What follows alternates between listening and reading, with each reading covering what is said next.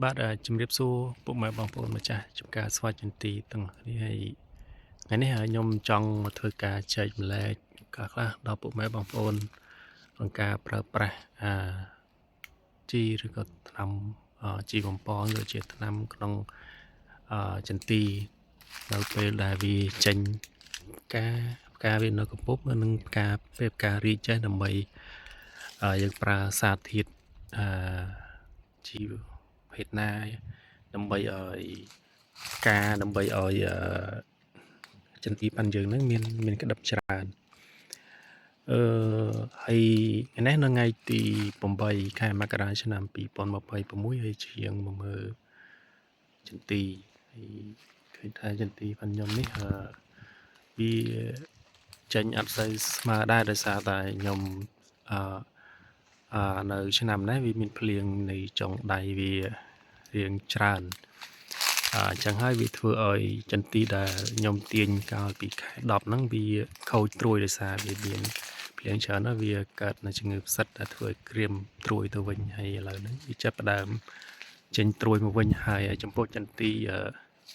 ដែលវាអត់ខូចត្រួយយើងឃើញថាវាមានក្តឹបហើយនេះក្តឹបវាបានចេញក្តឹបមកគូសំចំពោះដែលខ្ញុំបានទាញកាលពីខែ10ហ្នឹងដែលវាអត់ខូចប៉ុន្តែចន្ទីដែលវាខូចគឺ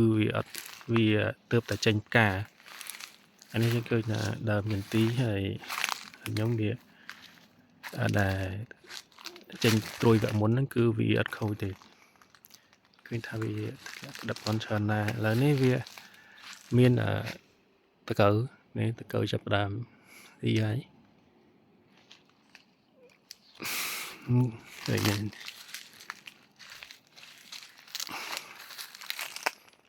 ចាប់ដើមមានតកៅស៊ីខ្លះហើយ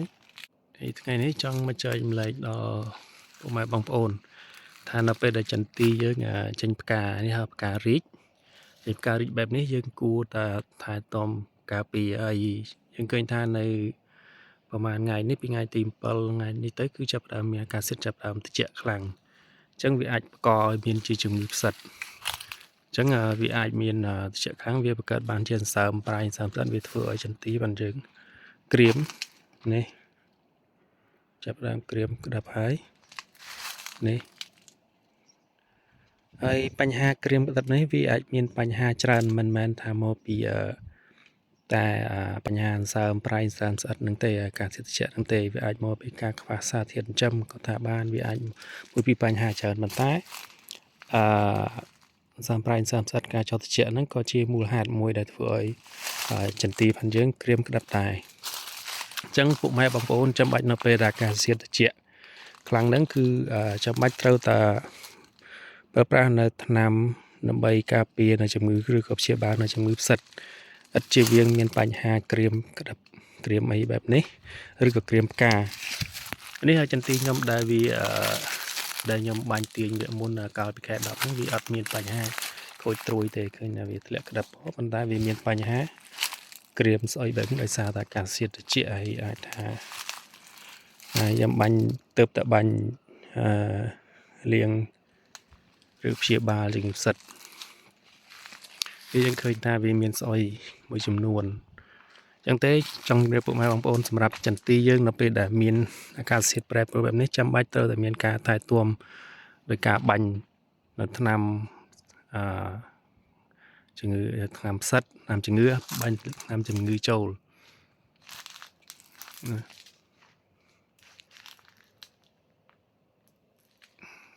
ហើយចំពោះការប្រើប្រាស់នៅសារធាតុជីបំពងនៃផ្សេងនៅពេលដែលវាចេញក្តឹបបែបនេះហើយនឹងវគ្គផ្ការីកនេះយើងអាចពុកម៉ែបងប្អូនអាចប្រើប្រភេទអាចធ្វើម៉េចបាញ់ពពួកកាល់ស្យូមបរុនឬក៏ពួកសារ៉ាយសមុទ្រឬក៏អាតូមិកអីធ្វើយ៉ាងណាបាញ់ឲ្យបានពីរជើងទី1នៅពេលដែលផ្កាវានៅទើបតែនៅកំពុំផ្កាវានៅកំពុំឬផ្កាវារីកបែបនេះពុកម៉ែបងប្អូនអាចបាញ់ផ្កាពេលនៅផ្កាកំពុំបាញ់ប្រភេទកាល់ស្យូមបរុនឬក៏ប្រភេទសារ៉ាយសមុទ្រឬអីឲ្យបានមួយជើងឬប្រភេទអាតូមិក ដើម្បីបានមួយជើងដើម្បីបលូតបនដល់ផ្កាបលូតដល់ស្ដង់ផ្កាឲ្យបានធំបានវែងដើម្បីឲ្យផ្កាផងយើងមានកម្លាំងហើយនៅពេលដែលផ្ការីកបែបនេះយើងបាញ់កាល់ស្យូមបរុនម្ដងទៀតហើយបើសិននៅក្នុងអាកាសធាតុត្រជាក់បែបនេះយើងអាចដាក់កាល់ស្យូមបរុនបូកជាមួយនឹងប្រភេទស័ង្កសីព្រោះស័ង្កសីវាមានតួនាទីដើម្បីនៅពេលអាកាសធាតុត្រជាក់ណាកុំឲ្យចន្ទីយើង stress ហើយវាឲ្យចន្ទីផងយើងលូតលាស់បានល្អកាលណាដែលយើងប្រើប្រភេទស័ង្កសីឬក៏កាល់ស្យូមបរុនវាជួយឲ្យផ្កាហើយយើងរីកស្រស់ល្អហើយបង្កើននៅក្តឹបឲ្យចន្ទីផងយើងគឺកើននៅក្តឹបច្រើននេះវាពាក់មុនគឺខ្ញុំរវល់ទៅឥឡូវមើលផ្សិតឡើងមកតាមនេះខ្ញុំទៅបាញ់លាងម្សិលមិញតែវាអត់ទាន់ដាច់នេះគឺវាលោះទួយមកទៀតអញ្ចឹងទេពុកម៉ែបងប្អូនធ្វើយ៉ាងណាបាញ់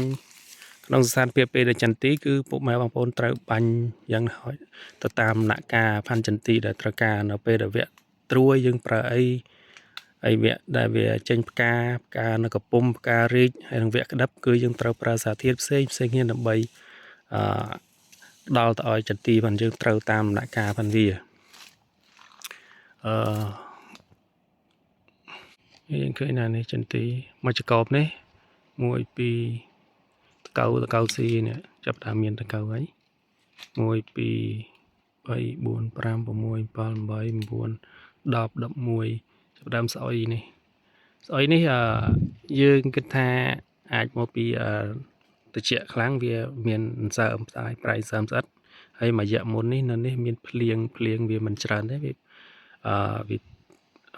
មកជោគស្លឹកអញ្ចឹងខ្ញុំអត់បានសារមកមានញើសខ្លាំងអត់បានមកបាញ់ថ្នាំដើម្បីការពារឬក៏ព្យាបាលឬក៏លាងទឹកភ្លៀងនឹងសាមហ្នឹងអញ្ចឹងហើយវាធ្វើឲ្យក្តឹបប៉ុណ្នេះវាស្អុយច្រើនហើយមួយទៀតក៏អាចថាវាអាចថាខ្វះនៅសារធាតុចិញ្ចឹមផ្សេងវិញផងដែរដែលវាអត់គ្រប់ដោយសារវាមានផ្លែច្រើនហើយខ្ញុំគិតថាប្រហែលជាវាអាចដោយសារខ្វះសារធាតុចិញ្ចឹមផងដែរដែលវាធ្វើឲ្យស្អុយក្តឹបនេះអញ្ចឹងជារួមសម្រាប់ពុកម៉ែបងប្អូននៅពេលដែលចន្ទីផាន់យើងមានអាកាសធាតុត្រជាក់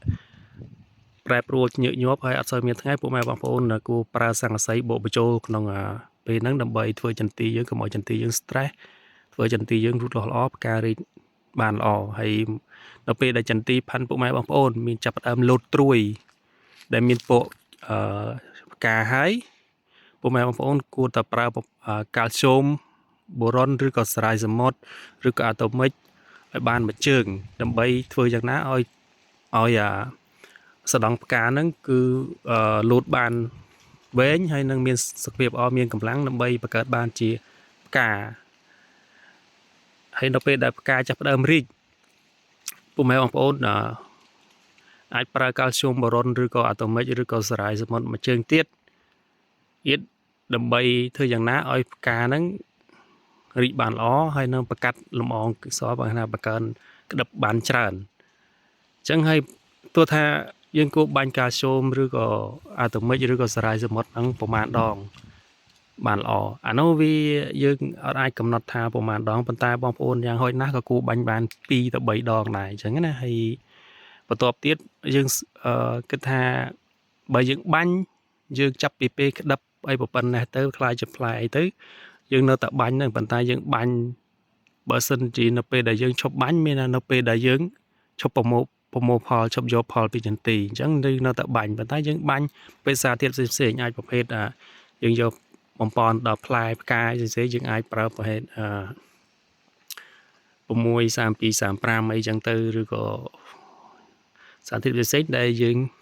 ក្នុងវគ្គដែលយើងបាញ់យកផ្កាយកផ្លែ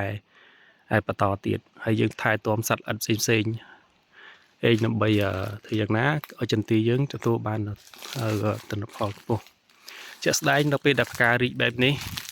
ប្រឈមខ្លាំងអាចថាមូសតែហើយនឹងប្រភេទសមើលគឺសបោអញ្ចឹងទេពុកម៉ែបងប្អូនធ្វើយ៉ាងណាការពារសមើលឲ្យបាននៅពេលដែលផ្កាប៉ុណ្ណេះការពារសមើលនៅប្រភេទផ្សិតជំងឺផ្សិតណាជំងឺដែលវាធ្វើឲ្យផ្កាផាន់យើងក្រៀម ហើយនៅពេលដែលនៅផ្កាកំពុំបែបនេះនៅផ្កាកំពុំបែបនេះក៏មានស្មើដែរប៉ុន្តែវាអត់សូវច្រើនដូចពេលដែលផ្ការីកបែបនេះទេអញ្ចឹងអានេះប្រឈមមូសតែហើយនឹងស្មើអានេះដូចគ្នាមូសតែក៏ប្រឈមដែរហើយស្មើយើងត្រូវការពារបានដើម្បីឲ្យយើងអាចបានផលិតបានជាក្តាប់នេះចាប់ផ្ដើមកើតជាក្តាប់ហើយបាទខ្ញុំចូលរួមចែកម្លែកទៅប៉ុណ្ណេះទៅដល់ពុកម៉ែបងប្អូនយើងគួរប្រើធ្វើយ៉ាងណាដើម្បីឲ្យចន្ទទីផាន់យើងបង្កើតបានជាក្តាប់ច្រើនកាន់ក្តាប់កាន់អីពុកម៉ែបងប្អូនអាចប្រើសារធាតុដែលខ្ញុំដូចខ្ញុំប្រាប់ធ្វើម៉េចអូសកាល់ស្យូម